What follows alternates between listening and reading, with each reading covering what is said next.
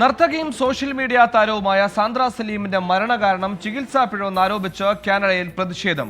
കാനഡയിലെ ഒന്റാരിയോ കൊണഗസ്റ്റോ കോളേജിലെ വിദ്യാർത്ഥിയായിരുന്നു. Cancer സ്ഥിരീകരിച്ചിട്ടും കിച്ചണറിലെ grand river ആശുപത്രി കൃത്യമായി ചികിത്സ നൽകിയില്ലെന്നാണ് ആരോപണം. ജസ്റ്റിസ് ഫോർ സാന്ദ്ര എന്ന പേരിൽ ആശുപത്രിക്ക് മുന്നിൽ മൗന പ്രതിഷേധം സംഘടിപ്പിച്ചു.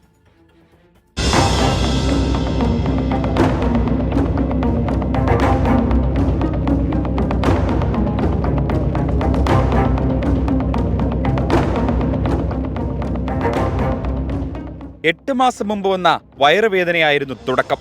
കാനഡയിലെ കിച്ചണറിലുള്ള ഗ്രാൻഡ് റിവർ ആശുപത്രിയിലായിരുന്നു ചികിത്സ. വയറ്റിലെ മുഴ നീക്കം ചെയ്തെങ്കിലും പിന്നീട് നടുവേദന രൂക്ഷമായി. ചികിത്സ തേടിയപ്പോൾ വേദന സംഹാരി നൽകി മടക്കി അയച്ചെന്നാണ് സഹപാഠികളുടെയും സുഹൃത്തുക്കളുടെയും പരാതി. നടക്കാൻ പോലും പറ്റാത്ത അവസ്ഥയിലാണ് സാന്ദ്രയെ പിന്നീട് സുഹൃത്തുക്കൾ ആശുപത്രിയിൽ എത്തിച്ചത്.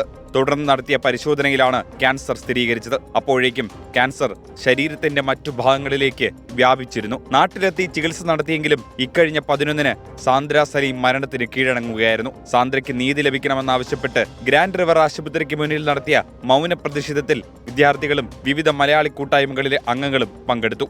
News desk 24.